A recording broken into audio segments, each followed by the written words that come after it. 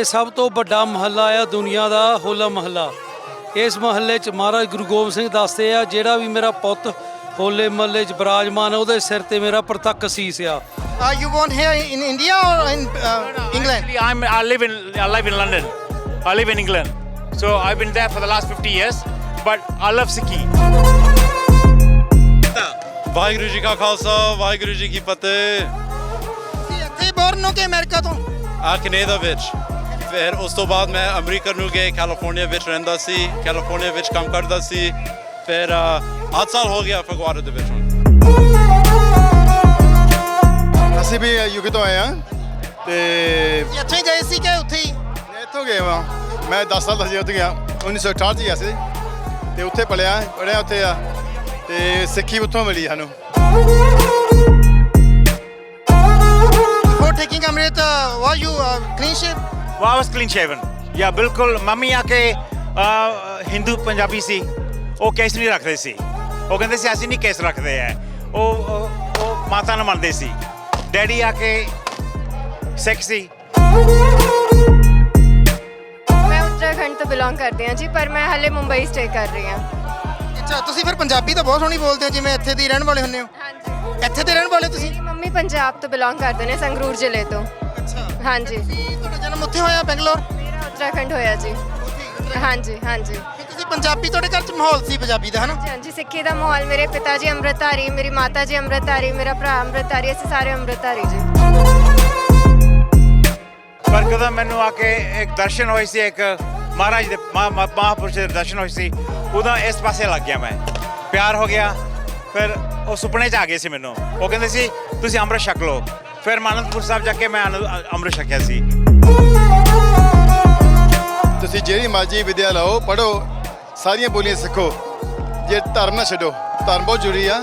ਪਹਿਲਾਂ ਮੈਂ ਵੀ ਮੋਨਾ ਸੀਗਾ ਤੇ ਉੱਥੇ ਸੰਗਤ ਮਿਲੀ ਤਾਂ ਗੁਰਸਿੱਖ ਬਣੇ ਹੈਗੇ ਆ। How do you feel when you come here and watch all this Hola Mohalla? Oh, right now I feel like I'm at home. I was staying at Mata Sahib Deva Gurdwara for 3 months in Nandair, Maharashtra. Now I'm here, and this whole time I feel the presence of my Pitaji, Guru Gobind Singh Ji. Our Pitaji, Guru Gobind Singh Ji, he made a life for us to live right now. This is not an outdated lifestyle. This is something that's applicable to right now. If you want a real life, strive to be Khalsa.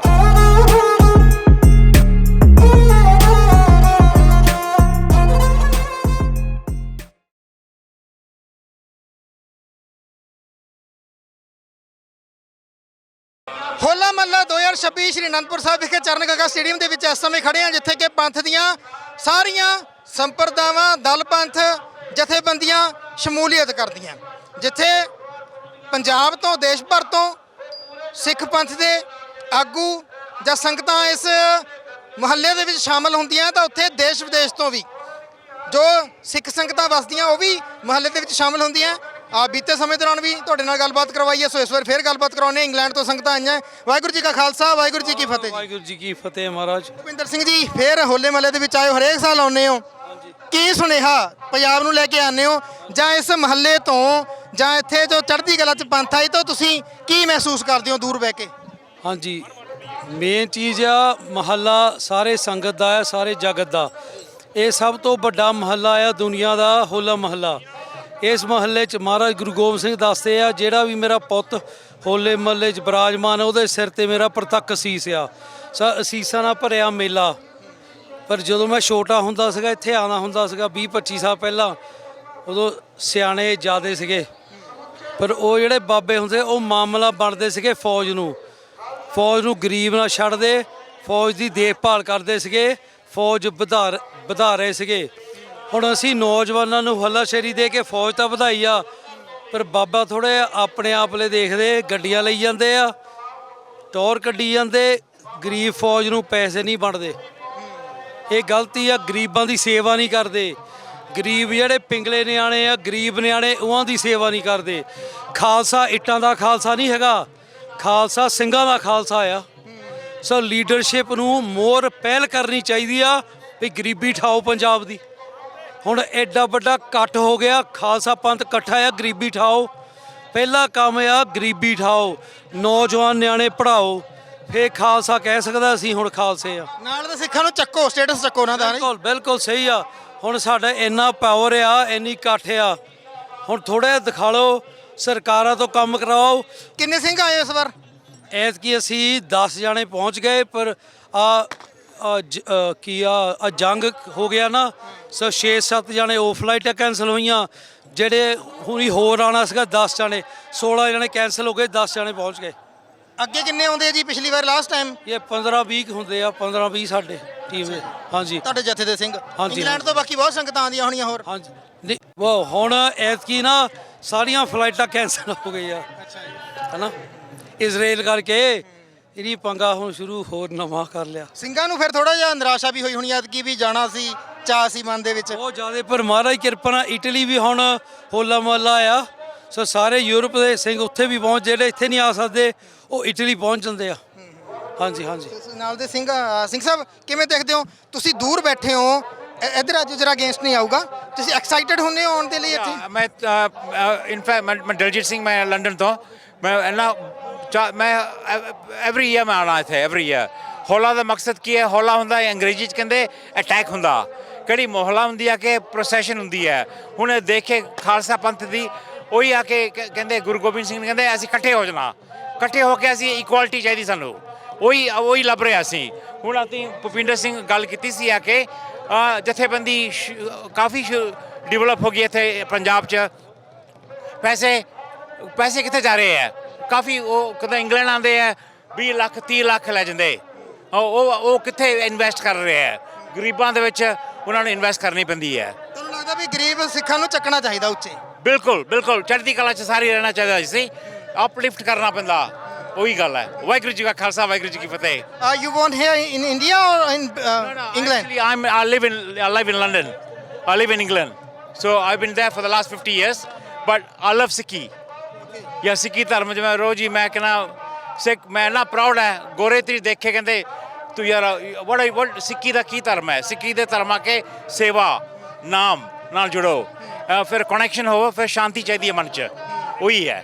ਪਰ ਗੋਰੇ ਕਹਿੰਦੇ ਹਾਂ that's beautiful concept, ਫਿਰ ਆ ਕੇ ਉਹ ਵੀ ਕਹਿੰਦੇ ਸਾਨੂੰ ਤੇਰੀ ਖਿੱਚ ਲਓ ਇਸ ਪਾਸੇ। ਹੁਣ ਆ ਕੇ ਗੋਰੇ ਆ ਗਏ ਹੈ ਹੁਣ ਸਾਡੇ ਪਾਸੇ, ਉਹਨਾਂ ਦੀ ਉਹ ਸੋਚਦੇ ਆ ਕਿ ਉਹਨਾਂ ਨੂੰ ਸ਼ਾਂਤ ਚਾਹੀਦੀ ਹੈ। ਸ਼ਾਂਤ ਕਿੱਦਾਂ ਹੋਊਗੀ? ਨਾਮ ਨਾਲ ਫਿਰ ਆ ਕੇ ਸੇਵਾ ਨਾਲ, ਨਿਮਰਤਾ ਤਰੀ ਉਹਨਾਂ ਨੂੰ ਹੋ ਜਾਂਦੀ, ਫਿਰ ਹਿਊਮਿਲਿਟੀ ਵੱਡੀ ਚੀਜ਼ ਹੈ। ਹਾਂਜੀ। So when did you start learn Punjabi? Punjabi I think in fact when I took amrit, ਮੈਂ ਦਮਦਮਾ ਸਾਹਿਬ ਗਿਆ ਸੀ, ਉੱਥੇ ਆ ਕੇ ਰਹਿਤ ਦੇ ਉੱਤੇ ਪਤਾ ਤੁਸੀਂ ਲਿਖਦੇ ਹੋ ਨੇ ਇੱਕ ਉੱਥੇ ਮਿੱਟੀ ਜਾ, ਫਿਰ ਉਦੋਂ ਮੈਨੂੰ ਆ ਕੇ ਗਿਆਨ ਹੋ ਗਿਆ ਸਿੱਖਣ ਵਿੱਚ।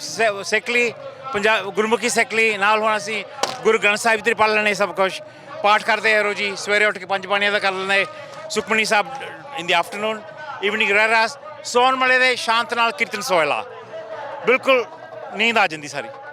ਹਾਂਜੀ। So before taking Amrit, were you clean shave? I was clean shaven. Yeah, ਬਿਲਕੁਲ। ਮੰਮੀ ਆ ਕੇ ਹਿੰਦੂ ਪੰਜਾਬੀ ਸੀ, ਉਹ ਕੇਸ ਨਹੀਂ ਰੱਖਦੇ ਸੀ, ਉਹ ਕਹਿੰਦੇ ਸੀ ਅਸੀਂ ਨਹੀਂ ਕੇਸ ਰੱਖਦੇ ਹੈ, ਉਹ ਮਾਤਾ ਨੂੰ ਮੰਨਦੇ ਸੀ। ਡੈਡੀ ਆ ਕੇ ਸਿੱਖ ਸੀ, ਪਰ ਕਦੋਂ ਮੈਨੂੰ ਆ ਕੇ ਇੱਕ ਦਰਸ਼ਨ ਹੋਈ ਸੀ, ਇੱਕ ਮਹਾਰਾਜ ਦੇ ਮਹਾਂਪੁਰਸ਼ ਦੇ ਦਰਸ਼ਨ ਹੋਏ ਸੀ, ਉਦੋਂ ਇਸ ਪਾਸੇ ਲੱਗ ਗਿਆ, ਮੈਂ ਪਿਆਰ ਹੋ ਗਿਆ। ਫਿਰ ਉਹ ਸੁਪਨੇ 'ਚ ਆ ਗਏ ਸੀ ਮੈਨੂੰ, ਉਹ ਕਹਿੰਦੇ ਸੀ ਤੁਸੀਂ ਅੰਮ੍ਰਿਤ ਛਕ ਲਓ। ਫਿਰ ਮੈਂ ਅਨੰਦਪੁਰ ਸਾਹਿਬ ਜਾ ਕੇ ਮੈਂ ਅੰਮ੍ਰਿਤ ਛਕਿਆ ਸੀ। Then the rest is history. Okay, Khalsa Waheguru ji ਕੀ ਫਤਿਹ। ਹਾਂਜੀ। ਅਸੀਂ ਵੀ ਯੂਕੇ ਤੋਂ ਆਏ ਹਾਂ ਤੇ ਤੁਸੀਂ ਇੱਥੋਂ ਹੀ ਗਏ ਸੀ ਕਿ ਉੱਥੇ ਹੀ? ਮੈਂ ਇੱਥੋਂ ਗਿਆ ਵਾਂ, ਮੈਂ 10 ਸਾਲ ਦਾ ਸੀ ਉੱਥੇ ਗਿਆ, 1968 'ਚ ਗਿਆ ਸੀ ਤੇ ਉੱਥੇ ਪੜ੍ਹਿਆ ਉੱਥੇ ਆ, ਤੇ ਸਿੱਖੀ ਉੱਥੋਂ ਮਿਲੀ ਸਾਨੂੰ, ਤਾਂ ਅੰਮ੍ਰਿਤ ਛਕਣ ਹੋ ਗਿਆ। ਹੁਣ 1986 ਛਕਿਆ ਸੀ ਅੰਮ੍ਰਿਤ, ਤੇ ਬਾਕੀ ਠੀਕ ਆ। ਦੂਜੀ ਵਾਰੀ ਇੱਥੇ ਆਇਆ, ਦੂਜੀ ਵਾਰੀ ਆਏ ਇੱਥੇ। ਤੇ ਨੌਜਵਾਨਾਂ ਨੂੰ ਕੀ ਸੁਨੇਹਾ ਦਿਓਗੇ ਤੁਸੀਂ? ਮੇਰਾ ਤਾਂ ਇਹ ਸੁਨੇਹਾ ਆ ਵੀ ਤੁਸੀਂ ਜਿਹੜੀ ਮਰਜ਼ੀ ਵਿੱਦਿਆ ਲਓ, ਪੜ੍ਹੋ, ਸਾਰੀਆਂ ਬੋਲੀਆਂ ਸਿੱਖੋ, ਜੇ ਧਰਮ ਨਾ ਛੱਡੋ। ਧਰਮ ਬਹੁਤ ਜ਼ਰੂਰੀ ਆ। ਪਹਿਲਾਂ ਮੈਂ ਵੀ ਮੋਨਾ ਸੀਗਾ, ਤਾਂ ਉੱਥੇ ਸੰਗਤ ਮਿਲੀ ਤਾਂ ਗੁਰਸਿੱਖ ਬਣੇ ਹੈਗੇ ਆ। ਅੱਛਾ ਜੀ। ਸੋ ਜਿਹੜੀ ਸਿੱਖੀ ਆ ਇਹ ੜਕਾ ਨਹੀਂ, ਜ਼ਿੰਦਗੀ ਵਿੱਚ ਇਹਨੂੰ ਕੰਮ ਕਰੋ, ਪੜ੍ਹੋ, ਪਰ ਸਿੱਖੀ ਤੋਂ ਬਗੈਰ ਕੁਝ ਨਹੀਂ ਹੈਗਾ। ਹਾਂਜੀ ਹਾਂਜੀ, ਮੈਂ Khalsa.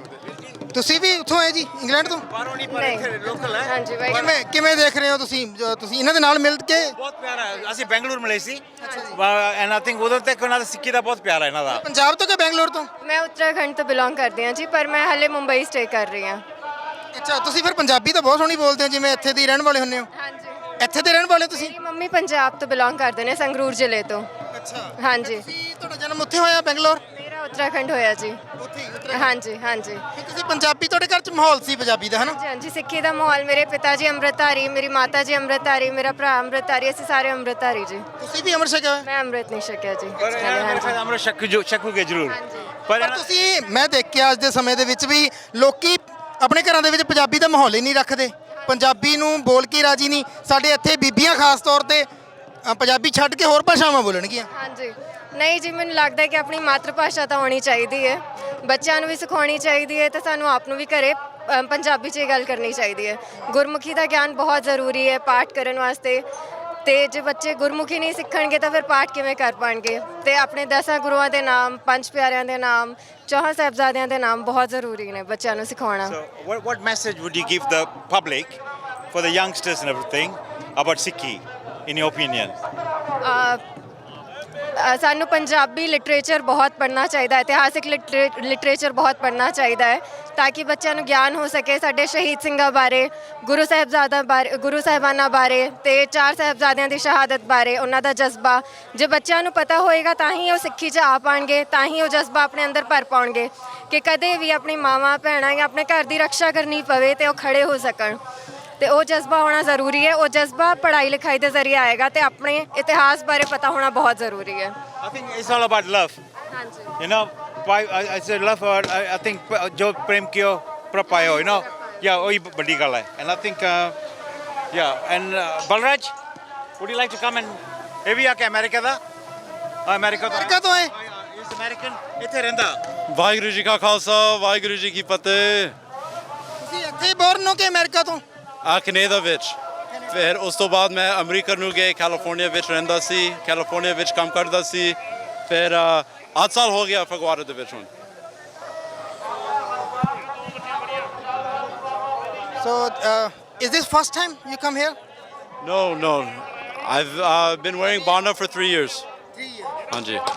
How do you feel when you come here and watch all this Hola Mohalla? Oh, right now I feel like I'm at home. I was staying at Mata Sahib Deva Gurdwara for 3 months in Nanded, Maharashtra. Now I'm here, and this whole time I feel the presence of my Pitaji, Guru Gobind Singh Ji. Would you like to say anything to our young youth? Any message to Indian youth? Yeah, I will say to the youth that our Pitaji, Guru Gobind Singh Ji, he made a life for us to live right now. This is not an outdated lifestyle. This is something that's applicable to right now. If you want a real life, strive to be Khalsa. Waheguru ji ਕਾ ਖਾਲਸਾ, ਵਾਹਿਗੁਰੂ ਜੀ ਕੀ ਫਤਿਹ। ਸੋ ਬਿਲਕੁਲ America, Canada ਤੋਂ ਪਹਿਲਾਂ ਇਹ ਸਿੰਘ ਫਿਰ America ਦੇ ਮੂੰਹ 'ਚ ਮੂਵ ਕਰ ਗਏ। ਸੋ 3 ਸਾਲ ਤੋਂ ਹੋਲਾ ਮਹੱਲਾ ਇੱਥੇ ਦਰਸ਼ਨ ਦਿਦਾਰੇ ਕਰਨ ਦੇ ਲਈ ਆਉਂਦੇ ਆ। ਜਿਸ ਤਰ੍ਹਾਂ ਬਹੁਤ ਸਾਰੀਆਂ ਹੋਰ ਵੀ ਸੰਗਤਾਂ ਆ ਰਹੀਆਂ। ਸੋ ਅਜਿਹੀਆਂ ਅਨੇਕਾਂ ਕਹਾਣੀਆਂ ਜਿਹੜੀਆਂ ਇੱਥੇ ਵਾਪਰਦੀਆਂ, ਤੇ ਦੂਰ ਦਰਾਡੇ ਤੋਂ ਉਹ ਲੋਕ ਜਿਨ੍ਹਾਂ ਨੂੰ ਅਸੀਂ ਸਮਝਦੇ ਹਾਂ ਕਿ ਸਿੱਖੀ ਤੋਂ ਦੂਰ ਹੁੰਦੇ ਜਾ ਰਹੇ ਆ, ਪਰ ਅਸਲ ਦੇ ਵਿੱਚ ਜਦੋਂ ਅਜਿਹੇ ਮਾਹੌਲ ਦੇ ਵਿੱਚ ਆ ਕੇ ਦੇਖਦੇ ਆ ਤਾਂ ਪਤਾ ਲੱਗਦਾ ਹੈ ਕਿ ਦੂਰ ਦਰਾਡੇ ਤੋਂ ਲੋਕ, ਦੂਸਰੇ ਥਾਵਾਂ ਤੋਂ ਲੋਕ ਆ ਕੇ ਵੀ ਕਿਵੇਂ ਸਿੱਖੀ ਦੇ ਵਿੱਚ ਪਰਪੱਕ ਹੋ ਰਹੇ ਆ। ਸੋ ਹੋਲੇ ਮਹੱਲੇ ਤੋਂ ਇਹ ਇੱਕ ਵੱਖਰੀ ਤਸਵੀਰ ਹੈ। ਸਤਨਾਮ ਸਿੰਘ, ਪੰਜਾਬੀ ਲੋਕ ਚੈਨਲ।